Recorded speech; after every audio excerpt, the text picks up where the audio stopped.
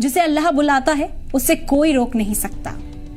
कभी कभी इंसान सिर्फ एक ख्वाहिश लेकर चलता है और अल्लाह उस ख्वाहिश को मंजिल बना देता है। कहते हैं ना कि जो हमारे नसीब में होता है वो हजारों रुकावटों से कुछ देर के लिए टल तो सकता है, लेकिन आखिर में वो हमें मिल ही जाता है। इसी की एक जीती जागती मिसाल सामने आई लिबिया से। आमिर अल मेहदी मंसूर अल गद्दाफी जो हज के लिए निकले थे, लेकिन उनका नाम गद्दाफी उनके रास्ते की दीवार बन गया। एयरपोर्ट पर उन्हें रोक लिया गया। वो चेकिंग प्रोसेस में उलझे रहे और फ्लाइट बोर्ड नहीं कर सके।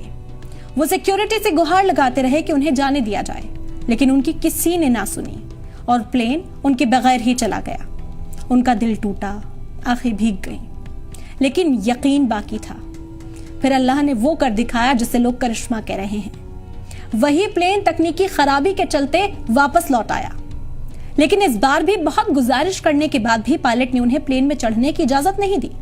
प्लेन फिर उनके बगैर उड़ा और दूसरी बार भी उसी तकनीकी खराबी के चलते फिर उस प्लेन को लौटना पड़ा। तो जब दूसरी बार खराबी हुई तो कैप्टन ने ही कह दिया कि मैं अब तब तक उड़ान नहीं भरूंगा जब तक आमिर हमारे साथ ना हो। यही होता है नसीब। जब अल्लाह कुछ लिख देता है तो पूरी कायनात उसे पूरा करने में लग जाती है।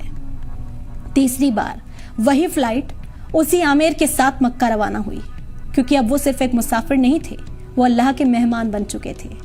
आमिर ने बस इतना कहा, अगर हज मेरे मुकद्दर में लिखा है तो कोई ताकत मुझे रोक नहीं सकती।